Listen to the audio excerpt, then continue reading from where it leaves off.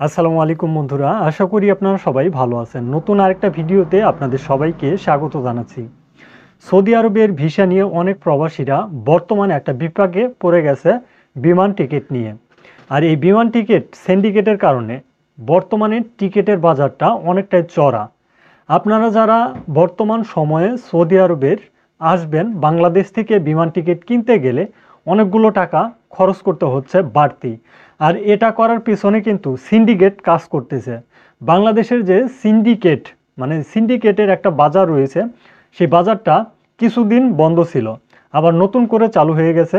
আর এই সিন্ডিকেটের বাজার থেকে অগ্রিম টিকিটগুলো বুকিং করে রাখার কারণে দেখাচ্ছে যে কোনো বিমানে সিট খালি পাওয়া যাচ্ছে না।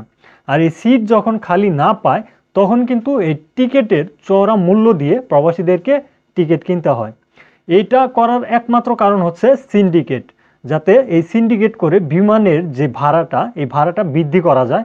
এই সিস্টেমটা কিন্তু তারা বহাল রেখেছে, সিন্ডিকেট সিস্টেম। আর এই সিন্ডিকেটটা ভাঙার চেষ্টাও করতেছে না বর্তমান সরকার। আমরা অবশ্যই প্রবাসীরা একটা বিষয় চাই সরকারের কাছ থেকে, কোনো প্রকার দালাল থাকবে না, কোনো প্রকার সিন্ডিকেট থাকবে না বাংলাদেশে, এটাই কিন্তু চাই। কিন্তু এই সিন্ডিকেট এত একটা নিয়ন্ত্রণের বাইরে চলে গেছে যেটা বলার মতো না। এটা কারা করতেছে, কোন সিস্টেম থেকে এটা পরিচালনা হচ্ছে, এটা কিন্তু এখন পর্যন্ত সরকার ধরতে পারতেছে না। তবে আশা করি অতি অল্প সময়ের ভিতরে এই সিন্ডিকেটটা বন্ধ হয়ে যাবে এবং আমাদের প্রবাসীরা ন্যায্য মূল্য দিয়ে বিমান টিকিট কিনতে পারবে।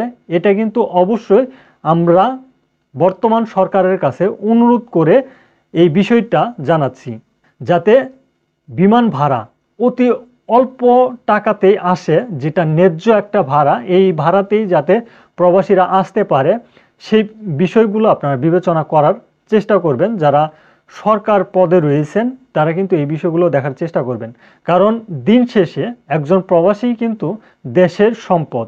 যাতে প্রবাসীরা অল্প খরচে সৌদি আরবে আসতে পারে, এই ব্যবস্থা অবশ্যই আপনাদের করা উচিত বলে আমি মনে করি। কারণ বর্তমান বাজারে দেখা যাচ্ছে বিমান টিকিটের দাম অনেকটাই চওড়া, যেটা আসলে আমাদের প্রবাসীদের হাতের নাগালের বাইরে চলে গেছে। আর বাড়তি টাকা গুনে আমাদের প্রবাসীদেরকে সৌদি আরবে আসতে হচ্ছে, কারণ এই সৌদি আরবেই মাঝে মধ্যেই দেখা যায় সিন্ডিকেটের কারণে টিকিটের চওড়া মূল্য প্রবাসীদেরকেই দিতে হয়। এটা কিন্তু দেখার মতো আসলে সেরকম কেউ নেই। যদি ভালোভাবে তদন্ত করা যায় তাহলে সিন্ডিকেটের যে বিষয়গুলো, এগুলো কিন্তু উদ্ধার করা সম্ভব। যারা করতেছে তাদেরকে আইনের আওতায় আনতে হবে, কারণ অযথা টিকিট বুকিং দিয়ে বিমান ভাড়া বাড়ানোর কোনো মানেই হয় না। যদি সৌদি আরব থেকে একজন প্রবাসী বাংলাদেশে আসে, সেক্ষেত্রে ওই প্রবাসীর বিমান ভাড়া অতি অল্প টাকা লাগে, কিন্তু বাংলাদেশ থেকে যখনই একটা টিকিট কিনে সৌদি আরবে যাবে, তখনই কিন্তু এই বিমান ভাড়াটা ঊর্ধ্বমুখী, মানে সবচাইতে বেশি দামে কিনতে হয়। তাই প্রবাসীদেরকে বলবো, আপনারা অবশ্যই আগে থেকেই টিকিটগুলো বুকিং দিয়ে রাখার চেষ্টা করবেন। যদি আগে থেকে টিকিট বুকিং দিয়ে রাখেন, সেক্ষেত্রে অনেকটাই অল্প খরচেই আপনি সৌদি আরবে আসতে পারবেন।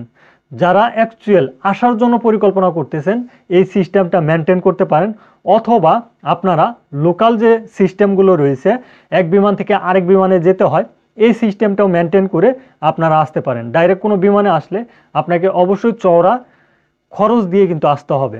যদি আপনারা খরচ বাঁচাতে চান, সেই ক্ষেত্রে লোকাল বিমানে আসার চেষ্টা করেন। আশা করি বুঝতে পারছেন। ধন্যবাদ সবাইকে। সালামু আলাইকুম।